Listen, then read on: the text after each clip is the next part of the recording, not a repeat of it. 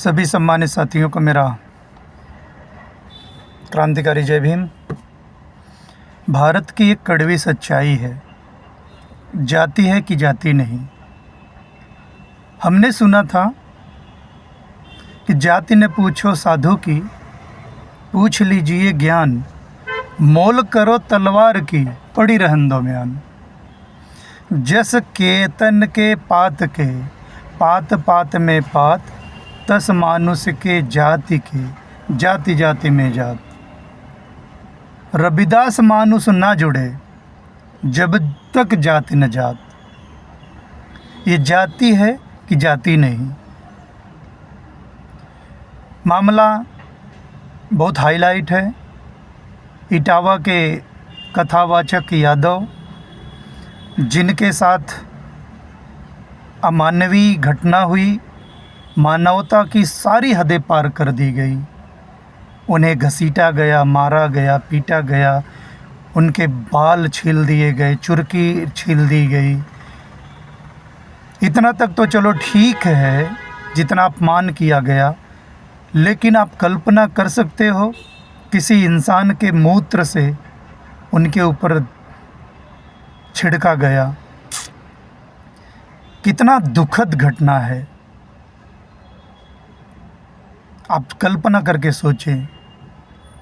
भारत देश की एक कड़वी सच्चाई है कि जाति है कि जाति ही नहीं। जात कड़वी सच्चाई है। आप कुछ भी कर लो, कितना भी आगे तरक्की कर लो, लेकिन ये जाति आपका पीछा बिल्कुल नहीं छोड़ने वाली है। मुख्यमंत्री बने हुए थे माननीय अखिलेश यादव जी। उनके साथ क्या हुआ? उनके घर को गंगा जल से धुलाई हुई थी। क्या आप भूले हो? अब आप देख लो, हिंदू एक धर्म जो ऐसा है जिसे आप लोग हम सब मानते आए हैं, उसकी कड़वी सच्चाई है कि आप शूद्र हो, हिंदू हो तो वर्ण व्यवस्था आपको मानना पड़ेगा। वर्ण व्यवस्था में आप शूद्र में आते हो। हमारे महापुरुषों ने भले हमको जगाते चले गए। ज्योतिबा राव फूले ने कहा था कि धर्म ग्रंथ कोई भगवान नहीं लिखा हुआ है, ये धूर्त ब्राह्मणों ने लिखा है और खुद को सुपीरियर मान लिया है, और उसमें लिखा भी है। और सारे चीज़ों पर, पूरे देश के सारे संसाधनों पर इनका कब्जा है। इन्होंने अपने फ़ायदे के लिए सारी चीज़ें बनाई है, तो उसका फ़ायदा, उसका क्रेडिट यही लेंगे। आप कुछ भी कर लो, कथावाचन कर लो, ये आपकी कीमत को नहीं जानेंगे कि जाति ने पूछो साधु की, पूछ लीजिए ज्ञान, मोल करो तलवार की, पड़ी रहन दो म्यान। इससे उनको कोई फ़ायदा नहीं है। उनको सिर्फ़ और सिर्फ ये है कि वर्ण व्यवस्था में सर्वश्रेष्ठ हम हैं, टॉप पे हम हैं, और सर्वश्रेष्ठ हमें बने रहना है। और हमारा जो कार्य है वो पूजा पाठ भी करना है, देश का शासन भी चलाना है, सारे संसाधनों पर कब्जा भी करना है, और मंदिरों में भी हमें रहना है। और तुम लोग शूद्र हो, सिर्फ एक ही काम कर सकते हो, सेवा। वो तो डॉक्टर बाबा साहब आए, जो हमें आपको गुलामी की जंजीर तोड़ करके आपके हाथों में कलम और किताब दी। आप आगे बढ़े, तरक्की कर रहे हो, और सिस्टम से सवाल भी पूछ रहे हो। तो हमें ऐसी चीज़ों को क्यों मानना? बहुत लोग कहते हैं कि हम उनके वर्ण व्यवस्था को नहीं मानता। अरे भाई, आपके मानने ना मानने से क्या, जो लिखा गया है वो मिट जाएगा, और जो आपको वो नीचा मानते हैं वो क्या छोड़ देंगे?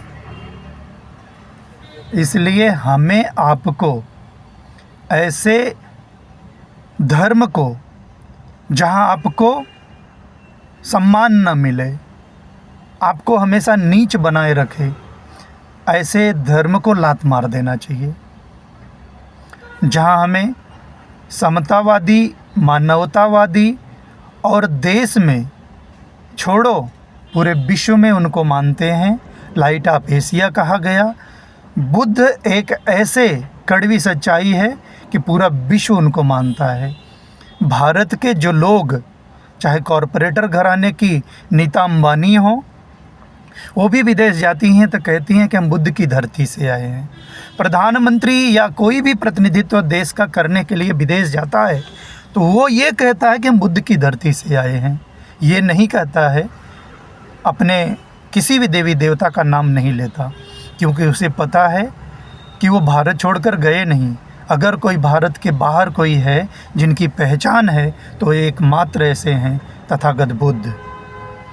तो आप उनके मार्ग को क्यों नहीं अपनाते?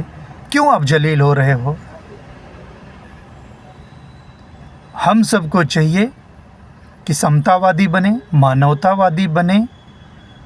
इसीलिए कबीरदास ने कहा था, कबीरा खड़ा बाजार में लिए लुकाटी हाथ, जो घर जारो अपनो चलो हमारे साथ।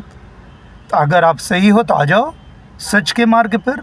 हमारे महापुरुषों ने तो हमें हमेशा हम सबको आगे बढ़ाया। जिनके वंशज हैं पेरियार ललई सिंह यादव, जिन्हें दूसरा पेरियार कहा गया, उनकी बात को अगर मान लो, उनकी किताबों को पढ़ लो, तो आप इन कर्मकांडों को छोड़ दोगे। क्यों जलील हो रहे हो? छोड़ो अपने अधिकार इन सारी चीज़ों को और आ जाओ हम सबके साथ में। धन्यवाद।